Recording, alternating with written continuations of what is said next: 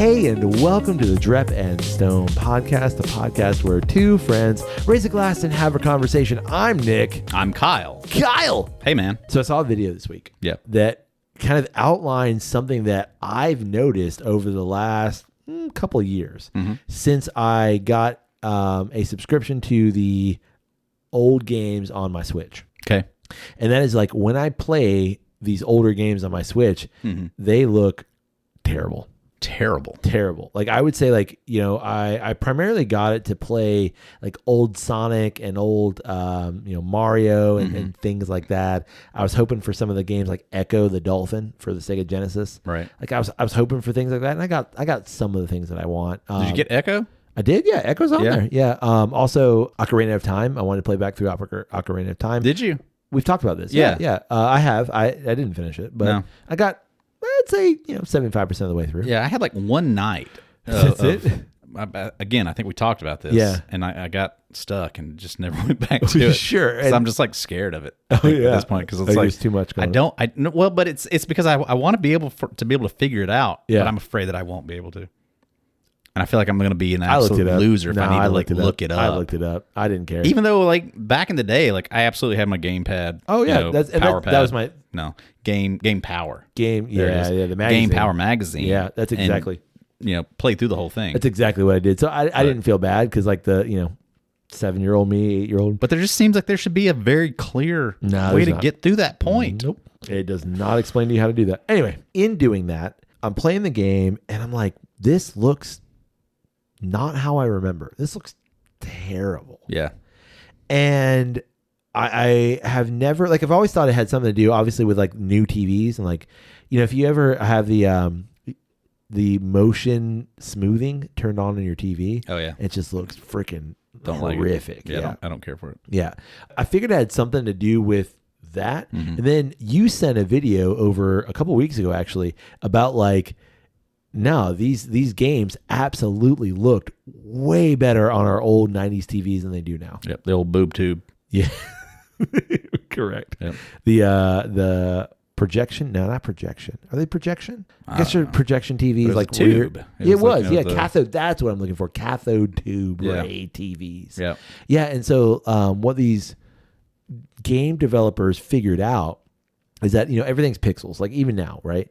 But the game developers figured out that the way that the projection kind of TV worked in the 90s was that you could have a single pixel, and that single pixel would like kind of blend into the other pixels around it. Yeah, it'd be diffused amongst the other pixels. And it would actually make the game look so they much would better. blend together, yeah. Yeah, and like... You watch that video. I sent it to you. Yeah, well, I know. I just want to make sure that you watched it. Like, because, like, people send you videos like, oh, you might like this. Gaming shit. So that's Nick. Nerd. That nerd likes himself. He'll enjoy it. Yeah. I don't even know what it's about. But you watched it. I never thought of that, like, the pixels, the way they, what did you say, diffuse. That, like, that just makes the game pretty. Well, it's understanding the medium that you're working in. Yeah. And as a fellow artist, right, you understand too. Like that's a key attribute to, and it shows real artisan work that they understood that, like, no, this is the medium that we're going through, that these once the projection is complete will create a new image. Right. And so I'm working within that medium and creating my work that way, and it's meant to be viewed as such. Right. Same thing of like if you go to a website that hasn't been updated for 20 years, and they still exist, and you look at it, you're like, ugh. Yeah, that's what we used to. Clunky and disgusting and gross. Do you know one? I'm going to say, I haven't looked at this website in forever, but I'm going to say hamsterdance.com. You remember Hamster Dance? Yeah. That's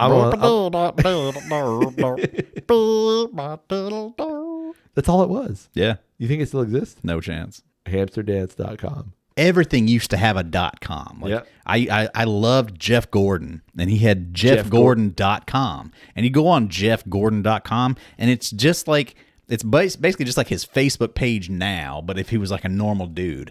And it was just like pictures of him at different races and things. And like, that's just all it was. And you just like look through his pictures, and that was it. That was jeffgordon.com. Yeah. No ads. That's it. No. That's all it was. Nothing else to click Chipper on. Jones, chipperjones.com. That's Right. all it was. It was Right. just pictures of Chipper. Yeah. That's it. That was it. Yeah. So hamsterdance.com does not exist anymore. Yeah. But I found something. Like, that would be interesting to find. Like, is there like an archival website that's still active Yeah. from that time period that has not been touched and edited in any way, just as like an artifact. Well, okay, so the one that I did find was like, hamster dance, something. Right. And it was basically just like recreating that, and it looks terrible. Right. But in the early 2000s, late 90s, whenever that was out, it looked what we thought was good. Yeah. And so I think all that to say, like, we look at those old games on our new TVs and go like, gosh, this is terrible. Yeah, this does not meet my memory, my nostalgia. That, and also like if I didn't have the nostalgia of that game, because I've played some games that like I knew nothing about. I just like clicked on a game like, let's see what that is. Man, this looks terrible. Right. I know now that it didn't look terrible. Right. Like obviously it's not as developed as something that like just came out right now, but it didn't look like it did then. Right. It doesn't look like it doesn't look as good now as it did back then. Correct. And not just because obviously technology has evolved, but just because the medium, as you said, has just completely changed. Yeah. Yeah. It's so cool. Yeah. Well, and unfortunately, like, it is kind of unfair to those games and to those artists who created that stuff, that their work is now being seen in this like kind of like sterile, hyper-focused realism. Exactly. Because that was never how it was meant to be viewed. And so like you look at it and like an unknowing person would look at it and be like, that's hideous. Looks like, terrible. Right. Why would you make it look like that? Yeah. Without understanding that, well, but this also had a filter over it that created an absolutely different image. Yeah. So to me, just to as we move into our drinks here, because I figure you want to drink something. If you got it. What you said, these creators utilize that medium to its fullest extent. And like, we can't look at these games and go, wow, those games suck visually. Right. Because they do look bad on our new TVs. That's not what they were originally intended for. Yeah. It almost surprises me. Like, I see so many, that next generation of games. Yeah. That they're taking those games, like, let's say like the Xbox, generation, like the introduction. Sure. I'm thinking like original Halo. Yeah. And like that era of games, and they're running through those games with the filter of like the modern filter. Yeah, the hyper reality, like of what modern games look like. It surprises me that they don't do the same kind of concept with that generation of games to kind of blend the stuff together, not to make it look hyper realized, because I think that's what you've done, is to like hyper focus on the pixel, right?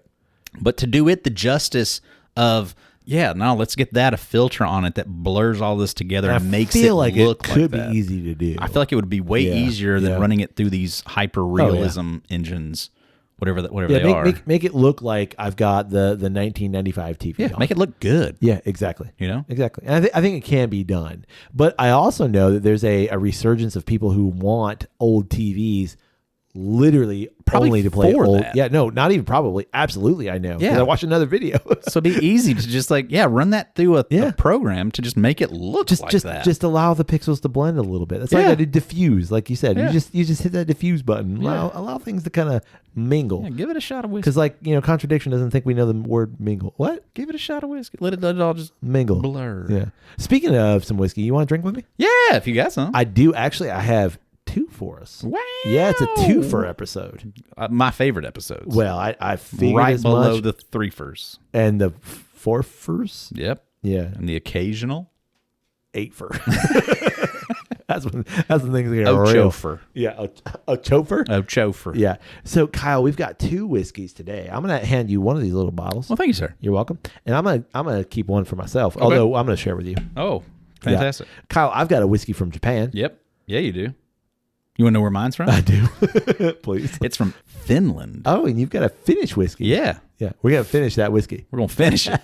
That's a good one. I like that. That's really good. I've been thinking about that since we started. Really? The episode. No. Oh. So we're going to try. You want to try the Japanese whiskey first? Yeah. You ever had Japanese we'll whiskey? save the finish for the finish. That's what I was thinking. I like it. Great minds think alike. Yep. We have had some Japanese whiskey before. The Nika whiskey is what we've had. Have we had other things? We've had 2 varieties from Nika. Yeah, the coffee and the Cask strength, barrel strength, barrel proof. Barrel proof? Nika straight Whiskey from the barrel. Straight whiskey from the barrel. That's Whiskey from the straight barrel. Nika whiskey from the barrel. I think that's all we've featured Japanese wise. And the coffee. And the coffee, that's right. Yeah, those 2. The Nika coffee. Okay, so this is Kamiki. We've never had Suntory. I don't think so. I've had Suntory. You've had Suntory. I've had Suntory. I don't think we featured. I don't think we were featured. Yeah. Now we've had the Suntory gin. I'm pretty sure Suntory gin, something gin. If you had it, Yeah, we've had some sort of Japanese gin. there you go. Roku is what we had. Yeah, I think so. I don't know. I love how confident you were. You're like, Absolutely. actually, I'm out. So this Kamiki is actually super interesting because from what I can tell, it's from Osaka and it is not owned by any sort of large conglomerate that I'm aware They're still of. saying I think independent. I think so, or at least like independent in terms of like Japanese independent. Right. I don't think it's a multinational corporation. Gotcha. Yeah. So I'm gonna pour this up while you talk about the Finnish whiskey. All right, I'm going to tell you a little something about this. Do it. This is the Kyro whiskey from Finland. That's all I got. I thought you looked it up. Oh, shit. That's what you meant. I thought there was like information on your bottle. I was like, they didn't give me any. No, I read things and remembered it. Well, shit, dude. Like, I didn't know we were doing research. Kyro, not pyramids. Not Pyramids, Cairo. No, this is syrup. That's what Cairo. Oh, Cairo. What I've got is like deets of Okay. what's in this bottle. Oh, wow. Do you want to know that? Sure. It's just that it's rye whiskey. Okay, but that actually gives me a good starting point. So, Cairo is Kyro. Kyro with a- 2 dots above it, like kind of like Mickey Mouse ears. Yeah, I don't You know know. what that's called. It's accents. Yep. And it's a rye whiskey. It is a single batch rye whiskey made from 100% malted whole grain rye, Okay. double pot distilled, aged in new American white oak casks for at least a 3-year period, because rye is apparently very special in Finland, Okay. No, that actually gives me in the hearts of Finns, oh, like like dolphins. dolphins. Yep. That's interesting. A Finnish rye. A finished rye. Finished, right? Well, okay. Speaking of finished, I actually forgot to mention this.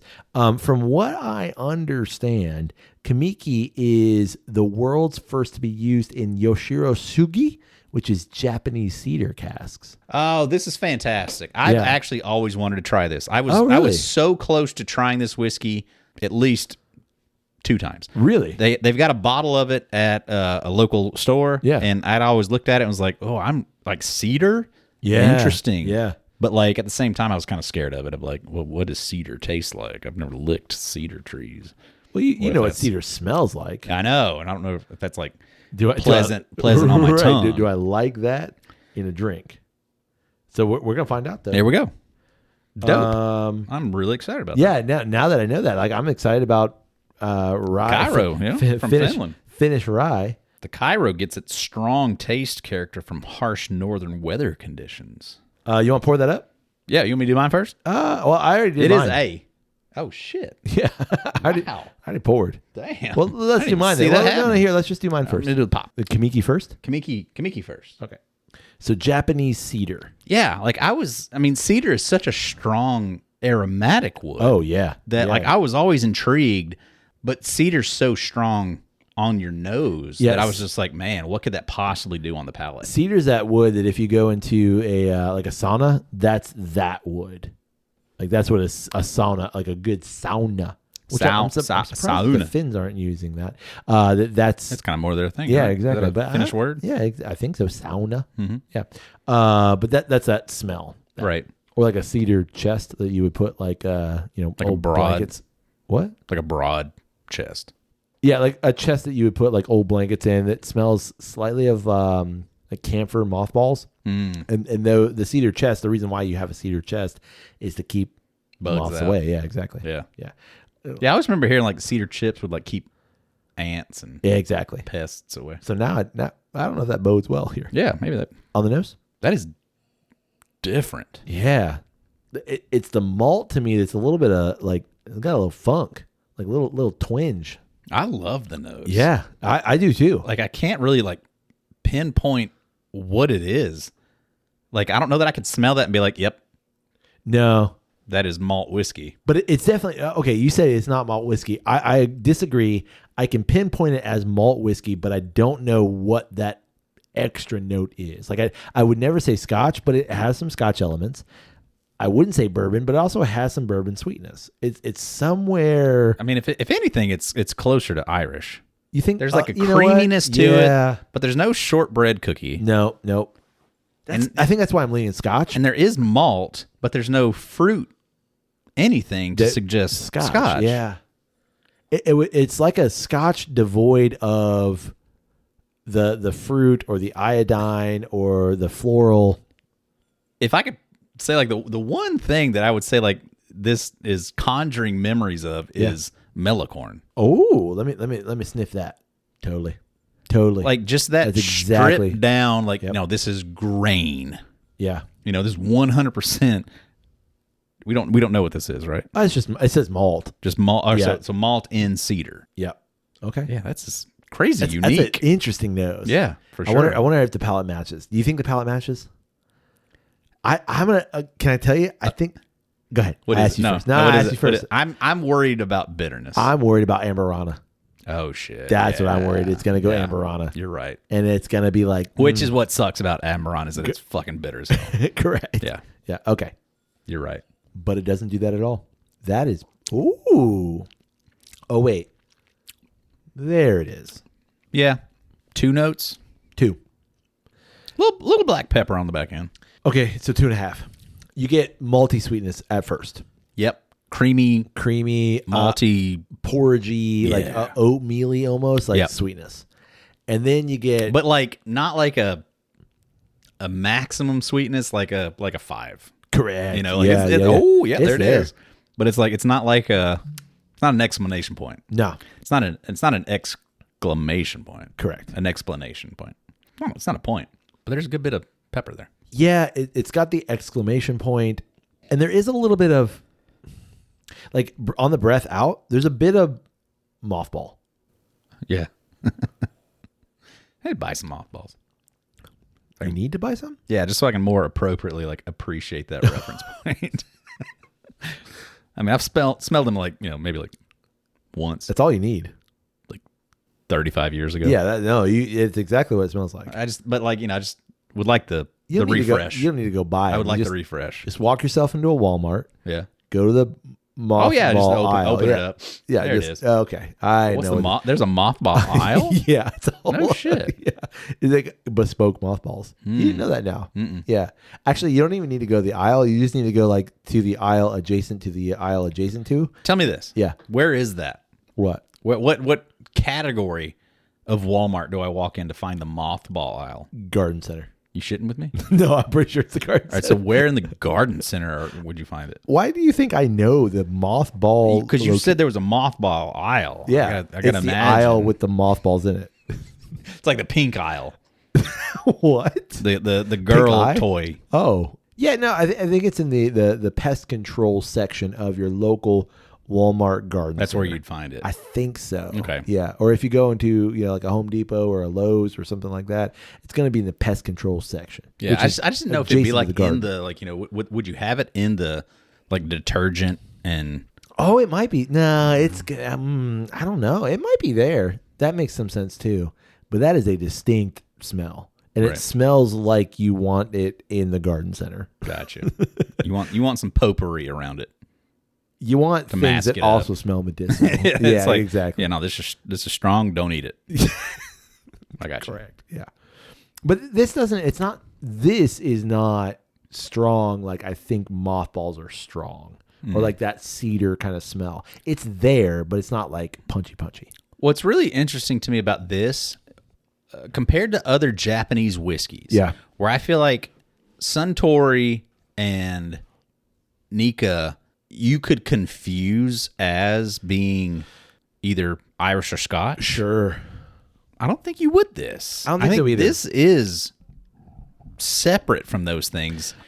almost to the point that it's like I almost can see this very much in the same way that like Kirin beer tastes different. Yes. Or that like sake tastes Japanese. I know what you mean. Yeah.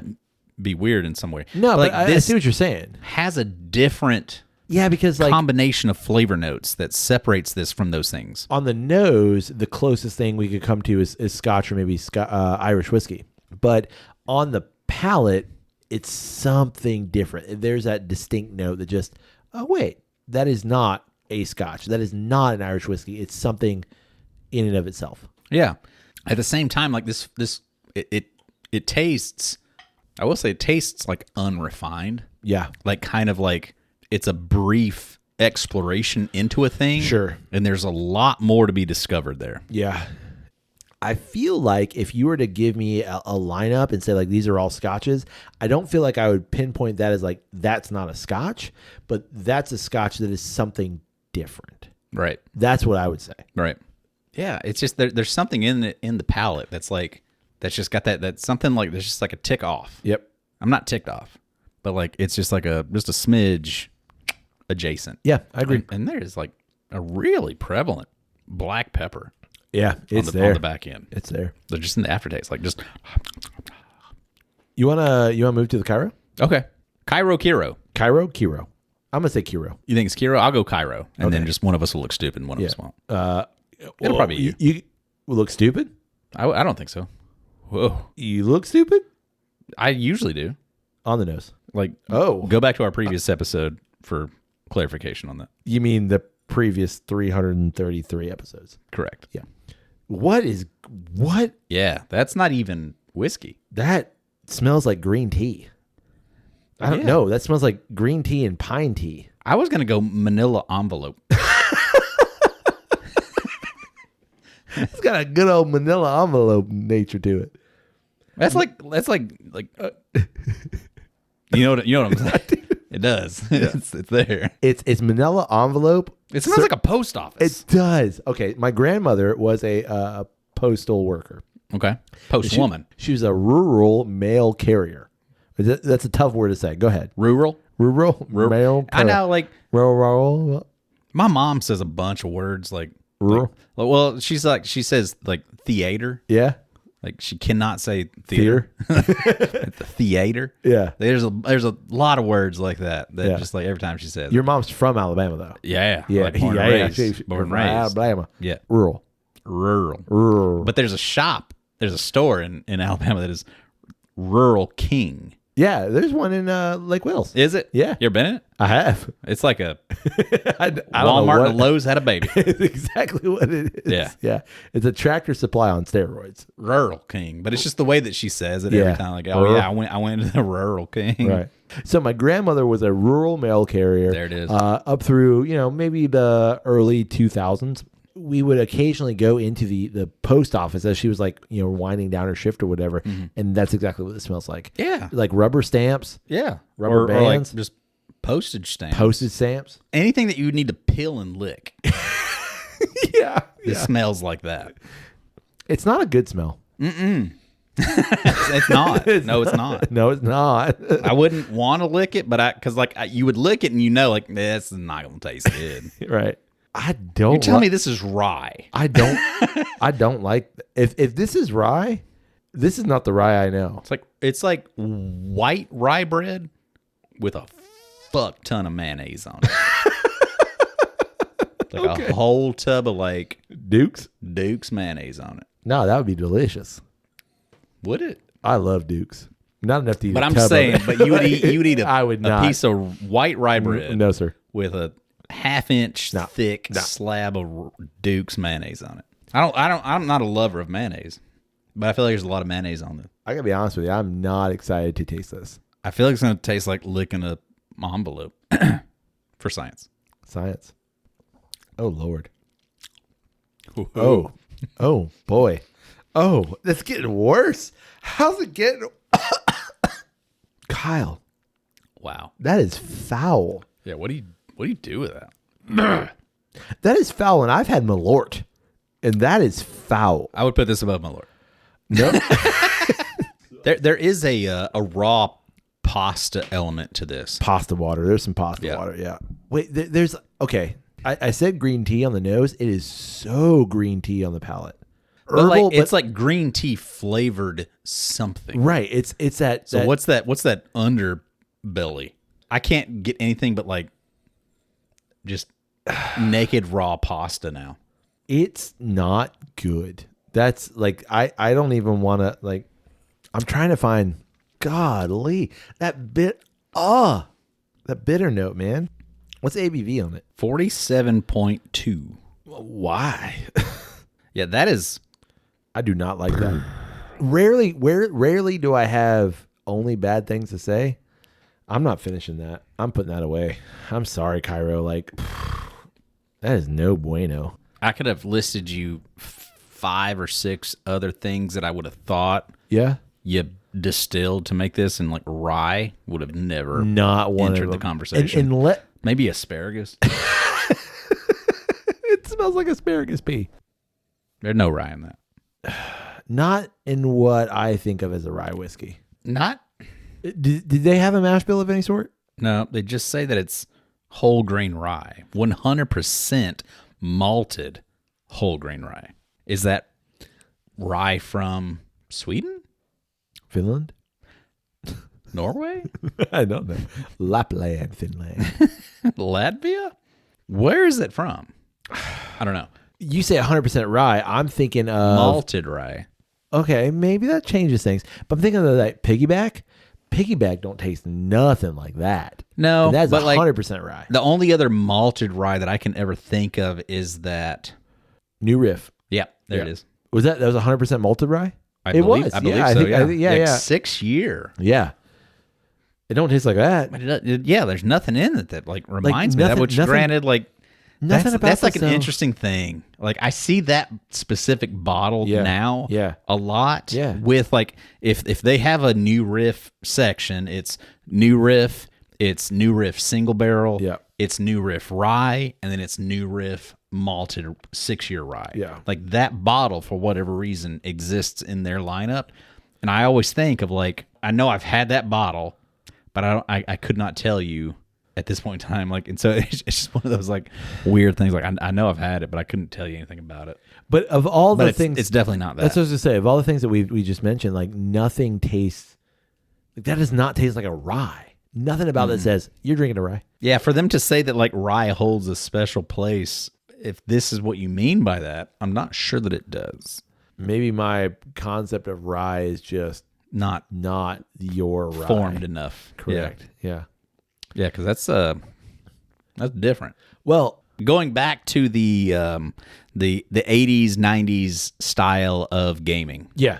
I saw a thing recently that was talking about the difference between that early style of video games. Yeah. You know, talking about like early Super Mario Brothers. Sure. And Zelda. Yeah. Specifically. But just kind of like all of those games that did not have like save points. They did not have checkpoints and stuff like that would save your progress. It was like, well, I guess Zelda did. Yeah. Zelda, you could kind of save your progress. Ocarina of Time Zelda, not the original. Did. Oh, did? Yeah. Oh, okay. You could like save. You had like 3 things that you could save. Yeah. Progress kind of a thing, and save like your heart levels and stuff. But like side scroller games, right? Yeah. But it was kind of like rinse and repeat. Sure. Like you went through it, either you completed it or you didn't. One of my favorite examples is Sonic. Like I love the Sonic games. Sonic the Hedgehog, Sonic 2. I love those games. Playing them now, it's a little bit weird because they're not as good as I remember. Mm-hmm. But like those games, you get a certain number of lives. You can earn a bunch of lives. It's pretty easy to earn lives. But once your lives run out, you're done. You then go all the way back to the beginning and you start the Emerald Zone again. That's what I was going to say is like, but does that have like I replayed Super Mario Brothers a few years ago and saw online that's like, like when you die, if you hit select A, you restart with 3 fresh lives at your last level. What? Was that original? That's what I don't know. Oh, okay. I don't know if that relates back to the 1980s. Yeah. But it does now on the current version of Switch. Interesting. Like, I never beat the original version. Yeah. But I did recently because of that thing. I'm going to say no. And the only reason I say that, and I don't know this to be fact by any means. I'm not going to look it up. But you would think it would be common knowledge. If yeah, that was a thing. I'm going to say no just because of the computing power of the original Nintendo or the Super Nintendo. It was not there.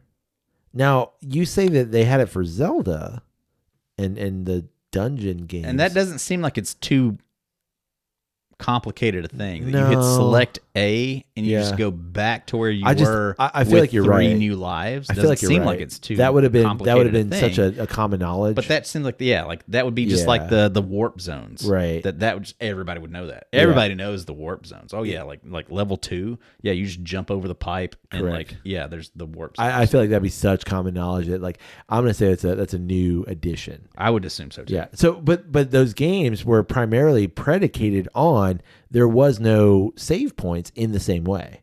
Right.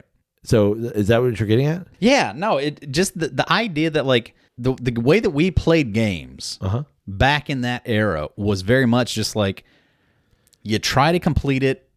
If you do, awesome, you did it. But if you don't, you have to retry. Yeah. And it's about building the skill to finally accomplish the overall goal. Whereas like games nowadays kind of like, and like, I mean, I'm not saying it's like one way's better than the other, but I think it does kind of like develop a certain aspect of your understanding of gaming, I guess, or just problem solving. Yes, I think it develops in some ways, as nerdy as it sounds, it develops mental fortitude. It develops I have to be failure's okay. Yeah, well, I think it develops failure's okay, and I also can't fail if I want to do well. And like, not the same like, I fail like, man, the world is over. No, like I'll just start again. And that's always kind of built into the game aspect. But like, if I want to continue further, I have to be skilled enough to continue further. So I'm rewarded for my skill rather than just rewarded for the fact that I paid $70 for this game or whatever games cost now. Right. You know what I mean? Right. So that there's this kind of inherent difficulty to the game. And like, I can name a handful of games that I never beat as a child, and I still love those games. But I assume that most people now, or kids now, they want the satisfaction of like, I beat that game. Am I saying the 80s and 90s kids are better for it? Yeah, I'm making that leap. I'm saying that 80s and 90s kids are more skilled, not just game players, but are more equipped to deal with that kind of thing than games now are building kids into. Okay. Yeah. Breath of the Wild. Sure. Do you think you learned more from that game than you did from all of those 80s games combined? Rather than like mental fortitude and pressing on, maybe it's conceptual thinking, because that's what Breath of the Wild is, and Tears of the Kingdom. It's conceptual thinking. It's logic kind of puzzles like that. What's the clear difference between Zelda? Yeah. The Adventures of Zelda, or whatever, The Legend of Zelda. Legend, there it is. And Breath of the Wild. The open world nature? Is that what you're talking about? I mean, it is that. That's like the big difference. But like that original NES, you could save progress in a sense of like, yeah, but like my respawn point is different. Sure. Like, whereas like if I go into a dungeon in Breath of the Wild, I will respawn to my last save point. Right. Kind of a thing. So if I've made advancements through this dungeon up to this point, it'll respawn me right there. Right. Whereas like the original would respawn me to the start screen, but I've still got all my hearts, and I've still got, I would assume, I could be wrong, but I think you still got all your things that you've gained. Yeah. Your weapons and magic and stuff like that. Like all of that stuff's still there. Okay. But now you have to walk back to that dungeon and start the dungeon anew. Right. Yeah. All right. So like, yeah, there's a little bit of a buffer there that like you don't have to start this thing all the way over.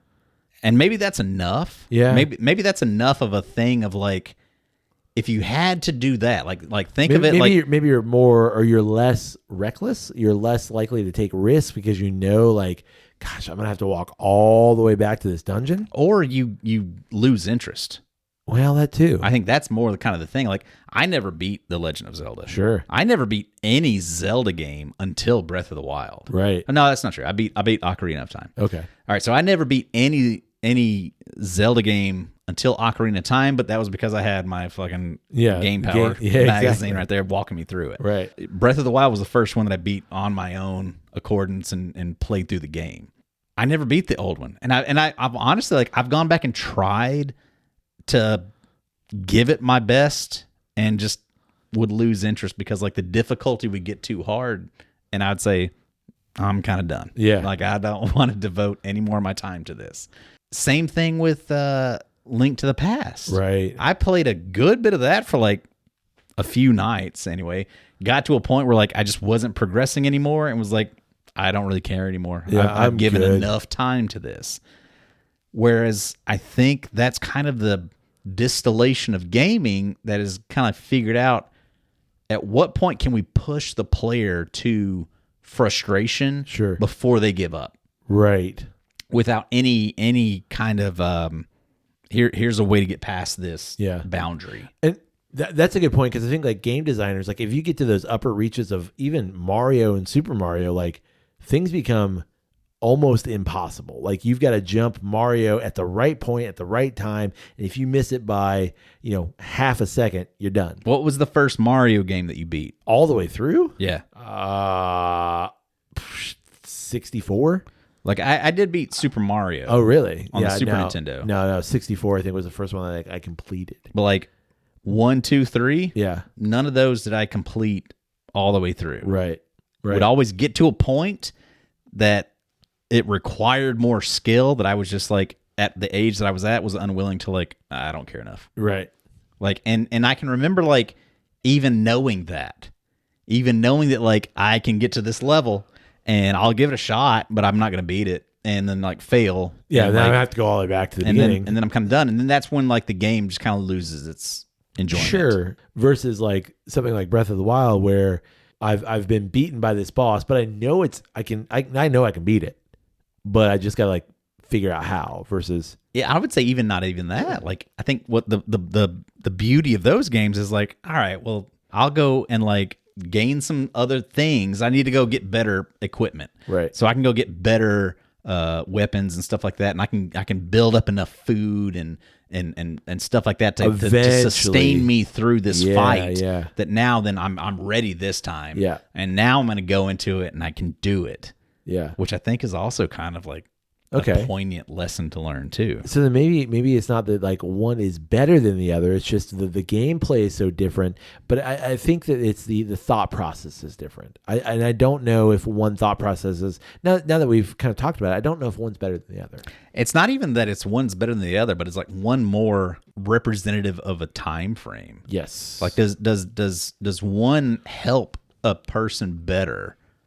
Like you're saying, like, that you start over. You're right. After this, and how badly do you want to beat the game? Right. Like, I think I learned early on with a lot of those games. Like, I don't care. So many, like, I don't know that I beat an original NES game. No, definitely not. I don't know that I beat any of them. I can think of, like, so many that I had. I beat nothing on the NES, nothing on the Sega. It was the N64 by the time, and I was older at that point that I could, like, and N64 you could save. Yeah. So did that make me a failure? Did I learn anything from that? Or was it just like, no, I know what my limits are on this game. Right. And now I've lost interest in it, and I don't really care anymore. Nihilistic. Maybe. And I don't play the game anymore because it's not fun anymore, because I only know what my limits are and I can't push past that. So, like, for the original, I think the original context of this conversation was that, like, yes, those 80 games gave you better lessons to learn. That's how limits. I started it that way. Yeah, it taught you limits and understanding, and just that, like, life just doesn't work out. I think that almost the more interesting thing is the way that games from, like, the 64 era forward are like, okay, yeah, like, this bit's hard. Maybe you need a bit more to battle through it. Either you do that through skill building or you do that through in-game accomplishments. And then you can get through that. And now go try it again. Right. Whereas, like, those older games never gave you that. Right. Like I remember having these a Batman game that was based off of the movie, but it wasn't. Yeah. But it was like a tie-in, and like I could maybe get through like 3 or 4 levels before it just became way too hard for me. Did you ever play the Lion King game on the Sega? Oh, freaking I impossible. did, but like it was never like a thing. Like I had Aladdin, and beat Aladdin. Oh, really? Yeah, Aladdin was pretty difficult too. It was, but yeah, not to the level of like Lion King. No, Lion King for whatever reason, man. I remember as a kid going like, cool, 2 levels, good. Yeah, that was all right. I got to hear her. I got to hear. I can't wait to be king. Yeah, and now I'm out. Yeah, exactly. Cool, done. We're done. I can't wait to be king. This game sucks. Right, because it's like notoriously difficult. Yeah, I think it's an interesting debate of yes, like there were lessons that we learned from those games, but are they better? Yeah, but like going into this conversation, I was like, absolutely. But I think it's that confirmation bias in myself. Like, no, that's what I came from. Exactly. I learned at the hard knocks. Yeah, exactly. Yeah. But now thinking about it, I think you might be right. Like, it's not one's better than the other. It's the game. The game has changed. Yeah. And how can you adapt to that change? Well, and I can hear people like, the argument would be like, yeah, but that game's coddling you. Sure. It gave you a way that was to my do thought. it. That was my thought. And yes, like you can see people that beat Breath of the Wild with like no armor, nothing, and a broomstick. Right. Like somehow they can go and do it. Right. Like they can figure it out, and like they're figuring out within the constraints of the game how I can go do this thing. And great for that person, right. I suppose. And maybe that person's they're gaining a more intellectual thing because I'm breaking down the requirements within the game to find a way to do this. Right. And good on you for that. But like for the sake of the game, of what it is, that I can go and like build my stats and gain more hearts and gain better equipment, that I can then approach this task more appropriately. Right. I'm gonna go do that, build that character up. Yeah. No, I think there's merit. I think it's also so. There's a way to look at that as a good thing. I think we're in a unique position to have both. And I think that's the maybe part of the larger argument is that we can have both. And we see both. Like that's like the big thing. Yeah. I never beat any of those Correct. NES games. Correct. I gave up. Correct. This has no meaning. I give up. Right. So I don't play it anymore. Whereas like the games nowadays, it's like, yeah, but like here's a way that you can go build up your thing, yeah, and then come back and achieve your goal. But what if all you had was not the struggle, give up, which I think has, that's its own issue too. I'm not discrediting that, but now you have hey, you're not ready for this. You're going to keep dying if you keep trying this. Go build yourself up, and struggle through it, building yourself up. And then you get to it and like you can do the thing now. Like what is one gain by only having that experience too? And I see merits to both. You know what I mean? Like I see merits to like you had to struggle, you kept giving up, and like you just gave up because the game sucked at that point. And then what does that tell you about mental fortitude and the ability to struggle through things? But then what if like, okay, you can build yourself up and you can make yourself better. So like, how does that apply to real world and life skills and things like that too? And I see merits to both. Yeah. To me, it's more we grew up in a harsh realization of just like, yeah, well, if you're just not fucking good enough, you can't do it. Right. So you stop playing that game. Sure. Or yeah, like every once in a while I'll pop that game back in and I'll get to the point that I can't beat it and I still won't beat it. Right. Because like I don't have the ability or the desire to want to master this to the point that I can. Yeah. Because I don't see the reward as being. So then I think an argument there. God, this is so fucking deep. Right. I'm saying like then the argument there is, yeah, and it's not for you. Then that's fine. You're not meant to do this. It's okay. You're not meant to finish this game. Yeah. You are not. Somebody will. Yeah. And that person's going to devote their time and they're not going to be as good at you. They are not going to be as good as you are at other things because you went and did this other thing. You can't be good at everything. Where I think like maybe in some ways games today are like, no, you can be good at everything. Which is, I think, morally more in the messaging that we grew up in. Right. anybody can do anything Right. if you just put your mind to it. Right. Super Mario Brothers showed me otherwise. Yeah. I can't beat that game, and I don't want to play it anymore because it's not fun anymore, because that I know where I can get to, and that's the end of it, and that's not the end of the game. Right. So I'm not interested in that anymore. And I'll try new games. I guess it is kind of like the games today are like in that kind of aspect of more like everybody gets a trophy. Sure. But at the same time, I don't really buy that. Because like even in like Breath of the Wild, if it's yes, but you have to go earn the ability, at least you're still going to do the thing. Yeah, that's true. Yeah, and the stuff that you're going to learn on the way to go do that also creates more skill building and stuff like that. Oh yeah, because I remember playing just along that idea, like big head mode and paintball mode in GoldenEye, because like we just watched videos about paintball mode last night. I love paintball mode. Just cheating my way through everything, because like you buy that little expansion pack thing, and like you get all the cheat codes. Do you remember how you achieved paintball mode? I don't remember. You had to beat the first level in under 2 minutes. Oh yeah. So, I mean, you just had to fucking run through it, like disregard everything, and just like fucking go through it, and then jump off the thing. Yeah. Yeah. That's how you got paintball. You're paintball right. mode. Unless you cheated, because you could get. Oh that, yeah. Whatever the game genie. Yeah. That's what it was. Right. So. You got anything else? So much more. I know.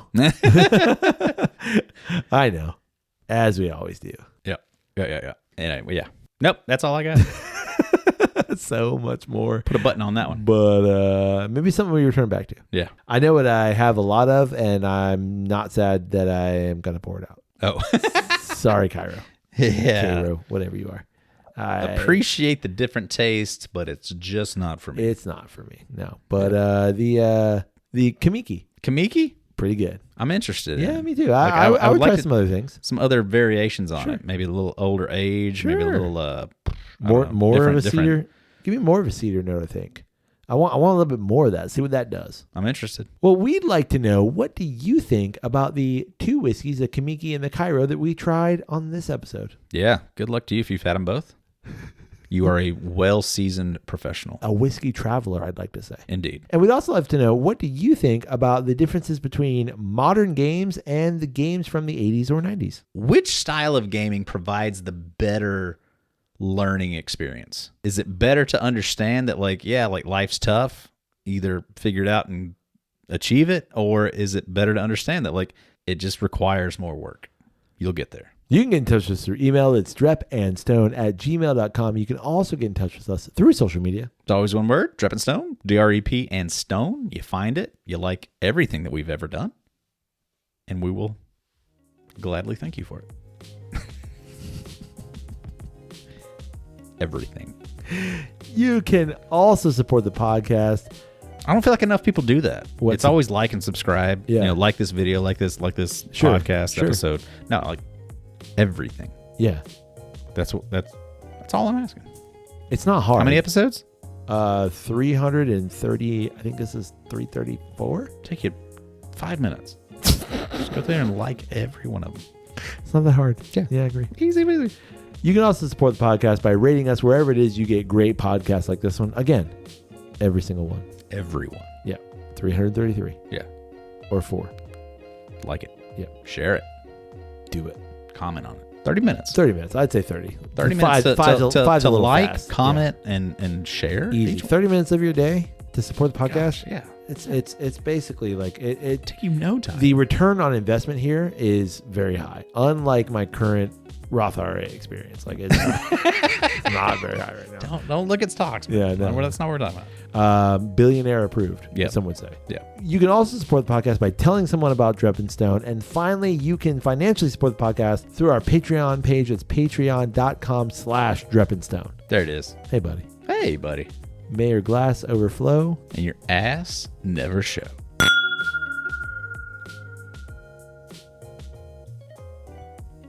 Cheers, buddy. Cheers. That was a 1-up sound.